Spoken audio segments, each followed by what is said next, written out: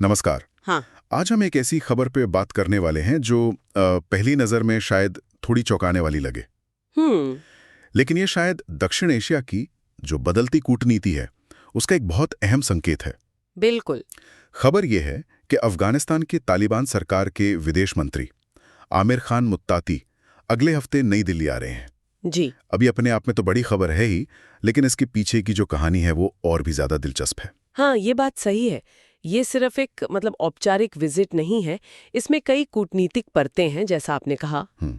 और शायद सबसे अहम और थोड़ी हैरान करने वाली बात यह है कि आमिर खान मुत्ताकी को इस यात्रा के लिए संयुक्त राष्ट्र सुरक्षा परिषद की जो विशेष प्रतिबंध समिति है, हाँ। उससे यात्रा की छूट मिल गई है, ट्रैवल एग्जेम्पशन जिसे कहते हैं। अच्छा। और हमारे जो सूत्र हैं उनके मुताबिक ये छूट तब मिली है जब पिछली बार अगस्त में पाकिस्तान ने कथित तौर पर ऐसी एक कोशिश को रोक दिया था।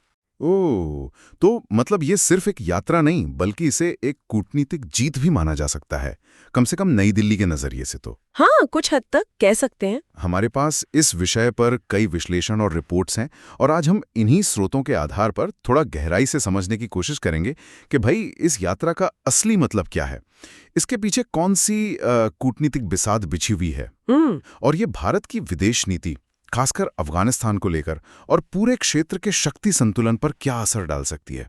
चलिए इसको थोड़ा खोलते हैं। बिल्कुल। तो सबसे पहले यात्रा के जो बुनियादी तथ्य हैं उन पर एक नजर डाल लेते हैं। हाँ। अफगानिस्तान के जो कार्यवाहक विदेश मंत्री हैं आमिर खान मुत्ताकी, वो अगले हफ्ते शायद 9 या 10 अक्टूबर के आसपास नई दिल्ली पहुंच रहे हैं। ठीक है।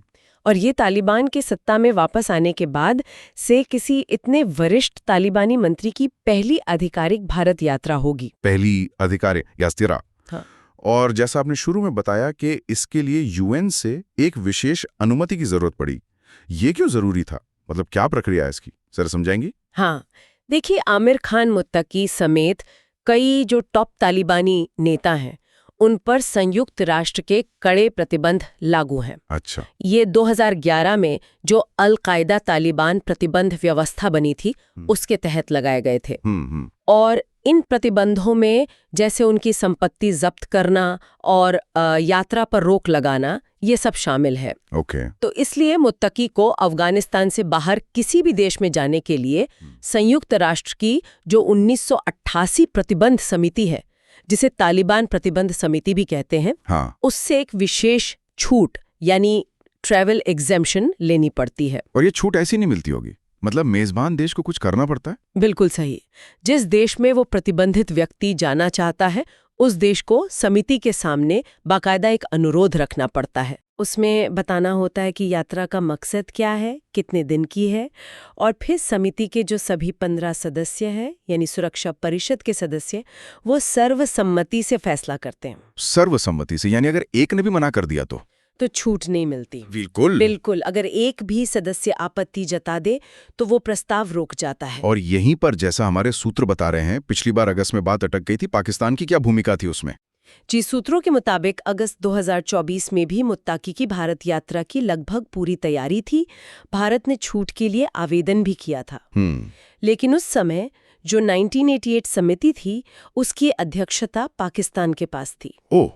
और संयुक्त राष्ट्र में जो पाकिस्तान के स्थायी प्रतिनिधि हैं उन्होंने कथित तौर पर इस पर होल्ड लगा दिया, मतलब अपनी सहमति नहीं दी।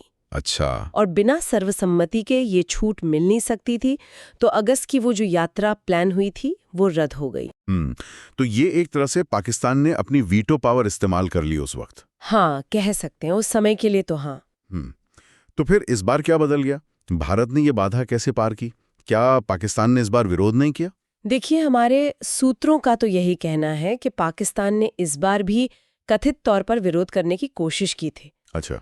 लेकिन इस बार जो समिति के दूसरे सदस्य थे, खासकर पश्चिमी देश और रूस भी, उन्होंने भारत के अनुरोध का समर्थन किया। दिलचस्प। ऐसा लगता है कि भारत ने पर्दे के पीछे काफी सघन कूटनीतिक प्रयास किए, सदस्य देशों को ये समझाने में शायद सफल रहे कि अफगानिस्तान के साथ बातचीत जारी रखना क्षेत्रीय स्थिरता के लिए जरूरी है, भले ही तालिबान सरकार को औपचारिक मान्यता न दी गई हो। तो हाँ, ये पाकिस्तान और कुछ हद तक कह सकते हैं कि उसके सहयोगी चीन के लिए भी जरूर एक कूटनीतिक झटका है। ऐसा विश्लेषणों में कहा जा रहा है। ये वाकई दिलचस्प है कि कैसे ये ग्लोबल लेवल पर समीकरण बदलते हैं। अच्छा, अब जरा भारत और अफगानिस्तान के जो द्विपक्षीय रिश्ते हैं उन पर आते हैं, खासकर अगस्त 2021 के बाद जब तालिबान ने काबुल पर नियंत्रण किया।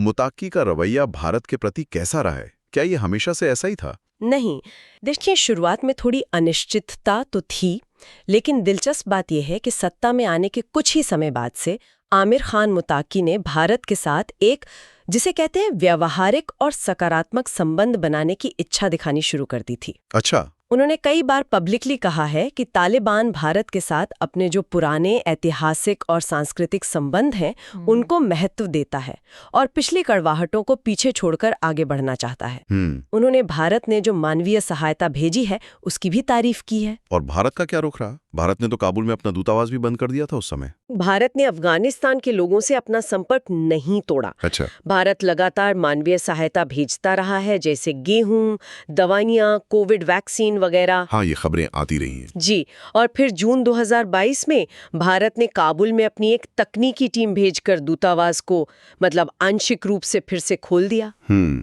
जो अपने आप में एक बड़ा संकेत था कि भारत तालिबान के साथ सीमित ही सही पर बातचीत बनाए रखने को तैयार है। सही। तो मुताक्की की ये जो यात्रा है ये उसी दिशा में एक और शायद ज्यादा महत्वपूर्ण कदम है।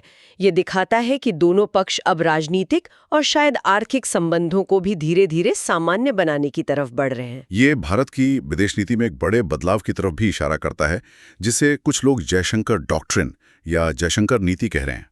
इसका मूल तत्व क्या है, जैसा कि इन स्रोतों ने बताया गया है? इसका मूल तत्व है यथार्थवाद और व्यावहारिकता, जिसे अंग्रेजी में प्रैग्मेटिज्म कहते हैं। प्रैग्मेटिज्म, हाँ। सिद्धांत ये है कि भारत की जो विदेश नीति है उसका संचालन आदर्शवाद या पुरानी विचारधाराओं के बोझ तले दबकर नहीं होना चाहिए, बल्कि राष्ट्रीय हितों को सबसे ऊपर रखकर किया जाना चाहिए। Nation comes first. बिल्कुल, नेशन कम्स फर्स्ट। इसका मतलब ये हुआ कि भारत उन देशों या समूहों के साथ भी संवाद और संपर्क बनाने से नहीं हिचकेगा जिनके साथ उसके वैचारिक मतभेद हो, अगर ऐसा करना भारत के सामरिक या आर्थिक हितों के लिए जरूरी है। तो क्या इसका मतलब ये हुआ कि भारत अब मानवाधिकार या लोकतंत्र जैसे जो मूल्य हैं उनको नजरअंदाज कर रहा है? नहीं, विश्लेषकों का कहना है कि ऐसे नहीं है, बल्कि एक संतुलन बनाने की कोशिश है। अच्छा। तर्क ये दिया जा रहा है कि आज की जो जटिल दुनिया है उसमें अगर आप सिर्फ नैतिक सिद्धांतों पर अड़े रहेंगे और दूसरे पक्ष व्यावहारिक फायदे उठाते रहेंगे तो अंत में नुकसान आपका ही होगा। बात तो सही है। तो इसलिए मूल्यों को बनाए रखते हुए भी राष्ट्रीय सुरक्षा, क्षेत्रीय स्थिरता, आर्थिक अवसर जैसे जो व्यावहारिक पहलू हैं उनको प्राथमिकता देना जरूरी है। तालिबान के साथ ये जो संवाद है ये इसी यथार्थवादी सोच का नतीजा है। भारत अफगानिस्तान को आतंकवाद का गढ़ बनते या किसी विरोधी ताकत के प्रभाव में जाते नहीं देखना चाहता, और इसके लिए तालिबान से बात करना जरूरी समझा जा रहा है। हमारे सूत्रों में एक दिलचस्प तुलना भी की गई है, कैसे भारत एक तरफ तो पूर्व अमेरिकी राष्ट्रपति ट्रंप की कुछ मांगों को, जैसे हार्ले डेविडसन पर टैरिफ कम करना, सिरे से खारिज कर देता है। हाँ। वही दूसरी तरफ तालिबान के विदेश मंत्री को बुला रहा है जिन पर यूएन के प्रतिबंध है। ये विरोधाभास क्या दिखाता है? ये विरोधाभास नहीं बल्कि इसी नई नीति का उदाहरण है। जैसा आपने कहा, ये दिखाता है कि भारत अब बाहरी दबावों या जो स्थापित परंपराएं हैं उनके आगे झुकने के बजाय अपने हितों के आधार पर स्वतंत्र फैसले ले रहा है। करता है जो आत्मविश्वास से भरा है और वैश्विक मंच पर अपनी शर्तों पर खेलना चाहता है। और जैसा आपने कहा, ये संवाद कोई अचानक से शुरू नहीं हुआ है। विदेश मंत्री एस जयशंकर पहले भी तालिबान के नेताओं से बात कर चुके हैं। हाँ, कई मौकों पर औपचारिक और अनौपचारिक दोनों तरह की बातचीत हुई है। सूत्रों के अनुसार इन बातचीत में भारत ने अपनी जो मुख्य चिंताएं हैं वो स्पष्ट रूप से रखी हैं। जैसे कि अफगान धरती का इस्तेमाल भारत विरोधी आतंकवाद के लिए ना होने देना, एक समावेशी सरकार का गठन और महिलाओं और अल्पसंख्यकों के अधिकारों की रक्षा। साथ ही भारत ने मानवीय सहायता जारी रखने की अपनी प्रतिबद्धता भी दोहराई है। हाल ही में एक और घटना हुई थी जिसने शायद इस बदलते रुख को थोड़ा और साफ किया, जब पिछले महीने पहलगाम में एक आतंकी हमला हुआ था। हाँ, वो एक महत्वपूर्ण घटना थी। कश्मीर के पहलगाम में जो आतंकी हमला हुआ उसकी तालिबान सरकार ने आधिकारिक तौर पर निंदा की थी। अच्छा। ये इसलिए अहम था क्योंकि तालिबान आमतौर पर कश्मीर के मुद्दे पर पाकिस्तान के सुर में सुर मिलाता रहा है। हाँ हाँ। तो इस निंदा के बाद विदेश मंत्री जयशंकर ने सार्वजनिक रूप से तालिबान को धन्यवाद भी दिया। तो ये छोटी सी घटना भी दिखाती है कि दोनों पक्षों के बीच संवाद का एक स्तर बन चुका है और कुछ मुद्दों पर एक समझ बन रही है। संयुक्त राष्ट्र में भी भारत ने हाल ही में एक सधावा रुख अपनाया था। जब पाकिस्तान ने तालिबान पर और प्रतिबंध लगाने या दबाव बनाने का कोई प्रस्ताव लाने की कोशिश की थी, तब भारत की क्या प्रतिक्रिया थी? उस समय भारत ने मतदान में हिस्सा नहीं लिया था, यानी अब्स्टेन किया था। ओके। भारत ने अपनी स्थिति स्पष्ट करते हुए कहा था कि तालिबान पर और प्रतिबंध लगाने या उन्हें अलग थलग करने से समस्या का समाधान नहीं होगा, बल्कि बातचीत और रचनात्मक जुड़ाव, जिसे कंस्ट्रक्टिव एंगेजमेंट कहते हैं, उसके जरिए ही आतंकवाद, ड्रग्स तस्करी और मानवीय संकट जैसे मुद्दों का हल निकाला जा सकता है। ये भारत के उसी व्यवहारिक दृष्टिकोण को दिखाता है, समस्याओं से मुंह मोड़ने के बजाय उनसे जूझना, भले ही बातचीत मुश्किल पक्ष से ही क्यों न करनी पड़े। ये तो हुई भारत अफगानिस्तान की बात। लेकिन इस पूरी कहानी में क्षेत्रीय और वैश्विक ताकतों की भूमिका भी तो है, वो भी बहुत अहम है। हमारे सूत्र बताते हैं कि अमेरिका, रूस, चीन, इनके समीकरण भी इस पूरे मामले को प्रभावित कर रहे हैं। निश्चित रूप से। और हाल के कुछ घटनाक्रमों ने इन समीकरणों को और भी दिलचस्प बना दिया है। जैसे एक महत्वपूर्ण कड़ी है अफगानिस्तान का बगराम एयरबेस। बगराम एयरबेस, हाँ। सूत्रों के अनुसार अमेरिका में, खासकर डोनाल्ड ट्रंप के खेमे में, ये चर्चा चल रही है कि अगर ट्रंप सत्ता में वापस आते हैं तो वो बगराम एयरबेस पर फिर से नियंत्रण हासिल करना चाहेंगे, शायद आतंकवाद विरोधी अभियानों के लिए। और तालिबान को ये शक है कि पाकिस्तान इसमें अमेरिका की मदद कर सकता है। हाँ, ऐसी आशंकाएं तालिबान के भीतर है, जैसा कि रिपोर्ट्स इशारा करती हैं। पिछले कुछ समय में जो पाकिस्तानी सेना प्रमुख जनरल आसिम मुनीर की व्हाइट हाउस और पेंटागन की आपसाएं हुई हैं, हाँ, वो खबरें थीं। उन्होंने इन आशंकाओं को और हवा दी है।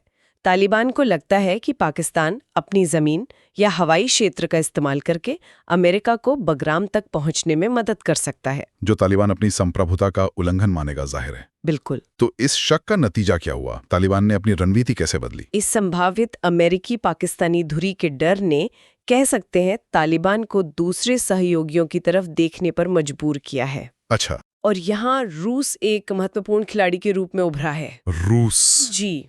रूस वो पहला प्रमुख देश है जिसने पिछले साल अफगानिस्तान की तालिबान सरकार को औपचारिक रूप से मान्यता दी और काबुल में उनके राजदूत को स्वीकार किया। हाँ, ये भी हुआ था। दोनों देशों के बीच सुरक्षा और आर्थिक सहयोग भी बढ़ रहा है। और ये बगराम वाले मुद्दे ने तालिबान को रूस के और करीब ला दिया है, ऐसा माना जा रहा है। और चीन के साथ रिश्ते कैसे हैं तालिबान के? चीन तो पहले काफी नजदीकी बढ़ा रहा था तालिबान के साथ। शुरुआत में ऐसा लग रहा था, बिल्कुल। खासकर चीन की जो belt and road initiative BRI है, उसमें अफगानिस्तान की संभावित भूमिका को लेकर। लेकिन हाल ही में तालिबान ने उत्तरी अफगानिस्तान में एक चीनी कंपनी के साथ हुआ तेल निकालने का एक बड़ा अनुबंध रद्द कर दिया। ओह, ये कब हुआ? ये हाल की बात है। सूत्रों का कहना है कि तालिबान अनुबंध की शर्तों से खुश नहीं था और उसे लगा कि ये अफगानिस्तान के हित में नहीं है। अच्छा, इसे चीन के BRI प्रोजेक्ट से थोड़ी दूरी बनाने और अपनी आर्थिक स्वायत्ता पर जोर देने के संकेत के रूप में भी देखा जा रहा है। तो एक तरफ रूस से नजदीकी बढ़ रही है, दूसरी तरफ चीन से थोड़ी दूरी, या कम से कम एक सतर्कता आ रही है, और अमेरिका पाकिस्तान को लेकर शक है। तो भारत इस पूरी तस्वीर में कहाँ फिट होता है? क्या हम एक नए तरह के त्रिकोण या गठजोड़ को उभरते हुए देख रहे हैं? ये एक दिलचस्प संभावना है जिस पर कई विश्लेषक इशारा कर रहे हैं। एक तरफ भारत, जो पारंपरिक रूप से रूस का सहयोगी रहा है, वो तालिबान के साथ व्यवहारिक संवाद बढ़ा रहा है। हाँ। दूसरी तरफ तालिबान रूस के करीब जा रहा है और चीन से थोड़ा सतर्क हो रहा है। सही। ये बगरम एयरबेस वाले मुद्दे ने शायद इस प्रक्रिया को और तेज किया है। तो हाँ, भारत, रूस और अफगानिस्तान, तालिबान के बीच एक नया, भले ही अनौपचारिक सा तालमेल बनता दिख रहा है। इनके साझा हित क्या हो सकते हैं? साझा हित हो सकते हैं जैसे क्षेत्रीय स्थिरता सुनिश्चित करना, आतंकवाद का मुकाबला करना, खासकर आईसिस खुरासान, और शायद बाहरी शक्तियों जैसे अमेरिका या चीन के प्रभाव को संतुलित करना। ये तो हुई सरकारों, कूटनीति और रणनीतिक हितों की जटिल दुनिया। लेकिन आम अफगान लोगों के मन में भारत के लिए क्या जगह है? क्या तालिबान के आने से उसमें कोई बदलाव आया है? ये एक बहुत महत्वपूर्ण पहलू है और इसे नजरअंदाज नहीं किया जा सकता। हमारे सूत्र 2016 में हुए एक बड़े सर्वे का जिक्र करते हैं, हाँ, जिसमें पाया गया था कि आम अफगान नागरिकों के बीच भारत सबसे ज्यादा पसंद किया जाने वाला और सम्मानित देश था। अच्छा, 2016 में? जी, ये भारत द्वारा पिछले 2 दशकों में जो विकास कार्य किए गए, शिक्षा और स्वास्थ्य के क्षेत्र में जो योगदान दिया गया और अफगानिस्तान की संप्रभुता के प्रति जो सम्मान दिखाया गया, उसका नतीजा था। तो क्या ये जमीनी हकीकत आज भी मायने रखती है, जबकि सत्ता में तालिबान है? बिल्कुल। विश्लेषकों का मानना है कि तालिबान भी इस जनभावना से वाकिफ हैं। भारत की ये जो सकारात्मक छवि है, वो तालिबान के लिए भी भारत के साथ संबंध सुधारने का एक आधार बनती है। देखिए, तालिबान को भी अंतर्राष्ट्रीय वैधता और आर्थिक सहायता की जरूरत है। हाँ, वो तो है। और भारत जैसा बड़ा पड़ोसी जिसकी छवि जनता में अच्छी हो, वो एक महत्वपूर्ण भागीदार हो सकता है। तो मुत्ताकी की ये यात्रा कहीं ना कहीं इस ऐतिहासिक और जमीनी जुड़ाव की निरंतरता का भी प्रतीक है। ये दिखाता है कि राजनीतिक उथल-पुथल के बावजूद भारत अफगानिस्तान संबंधों की जड़ें शायद गहरी हैं। लेकिन जाहिर है इस यात्रा की आलोचना भी होगी, खासकर पश्चिमी देशों से, जो तालिबान के मानवाधिकार रिकॉर्ड, विशेष रूप से महिलाओं और लड़कियों के प्रति उनकी नीतियों को लेकर गंभीर चिंता जताते रहे हैं। भारत इस आलोचना का सामना कैसे करेगा? ये आलोचना तो होगी ही, ये अवश्यंभावी है। अमेरिका और यूरोपीय संघ के देश सवाल उठा सकते हैं कि भाई भारत एक ऐसे समूह के प्रतिनिधि को क्यों बुला रहा है जिसे उन्होंने मान्यता नहीं दी है और जिस पर गंभीर आरोप है। वो इसे भारत के लोकतांत्रिक मूल्यों के विपरीत भी बता सकते हैं। तो भारत का संभावित जवाब क्या हो सकता है?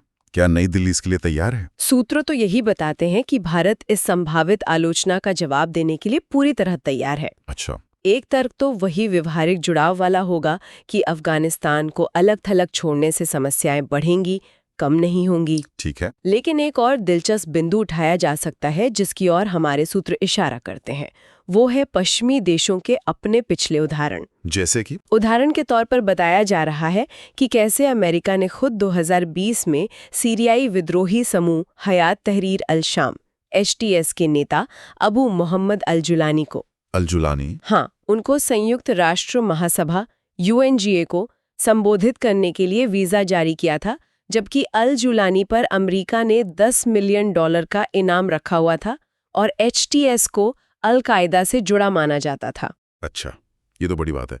तो भारत ये कह सकता है कि अगर अमेरिका अपने रणनीतिक हितों के लिए ऐसे विवादास्पद समूहों के नेताओं से संपर्क साध सकता है, बिल्कुल, तो भारत अपने राष्ट्रीय और क्षेत्रीय हितों के लिए तालिबान के साथ संवाद क्यों नहीं कर सकता? बिल्कुल, ये एक तरह से अंतर्राष्ट्रीय संबंधों में जो दोहरे मापदंड होते हैं उसकी ओर इशारा करने जैसा होगा।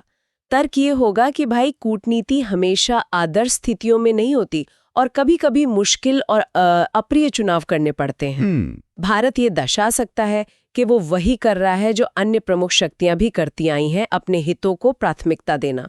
तो कुल मिलाकर अगर हम इस पूरी चर्चा को समेटें तो आमिर खान मुत्तकी की ये भारत यात्रा सिर्फ एक द्विपक्षीय घटना नहीं है, इसके तार कहीं गहरे और दूर तक जुड़े हुए हैं। निश्चित रूप से ये यात्रा कई चीजों का प्रतीक है। ये भारत की मुखर होती यथार्थवादी विदेश नीति का प्रमाण है। ये दक्षिण एशिया में बदलते क्षेत्रीय समीकरणों का आईना है, जहां पुराने दोस्त और दुश्मन की परिभाषाएं शायद थोड़ी धुंधली हो रही हैं। सही। ये वैश्विक स्तर पर बदलते शक्ति संतुलन का भी संकेत है, जहां भारत जैसे देश अपनी स्वतंत्र राह बनाने की कोशिश कर रहे हैं।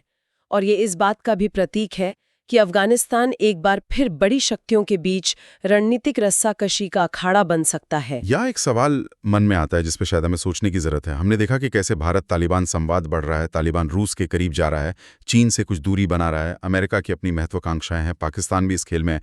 इन सब बदलते रिश्तों, पुरानी दुश्मनियों और नई बन रही साझेदारियों के बीच इस बेहद अस्थिर क्षेत्र में भविष्य में अगला बड़ा रणनीतिक टकराव या सहयोग का नया समीकरण क्या हो सकता है? क्या ये भारत रूस अफगान तालमेल टिकेगा? चीन अपनी स्थिति मजबूत करने के लिए क्या करेगा? अमेरिका की अगली चाल क्या होगी? ये वाकई $1 मिलियन का सवाल है। ये सभी कारक भारत की बढ़ती मुखरता, रूस की वापसी, चीन की महत्वाकांक्षाएं, अमेरिका की अनिश्चित भविष्य की नीतियां और पाकिस्तान की अपनी अंदरूनी और बाहरी चुनौतियां, ये सब मिलकर इस क्षेत्र के भविष्य को आकार देंगे। क्या ये ताकतें संतुलन साध पाएंगी या किसी नए संघर्ष की ओर बढ़ेंगी? शायद मुत्तकी की ये यात्रा इसी जटिल पहेली का एक छोटा सा लेकिन महत्वपूर्ण टुकड़ा है। सही कहा। इसका पूरा चित्र तो खैर आने वाले समय में ही साफ होगा और इस पर हमारी नजर बनी रहेगी।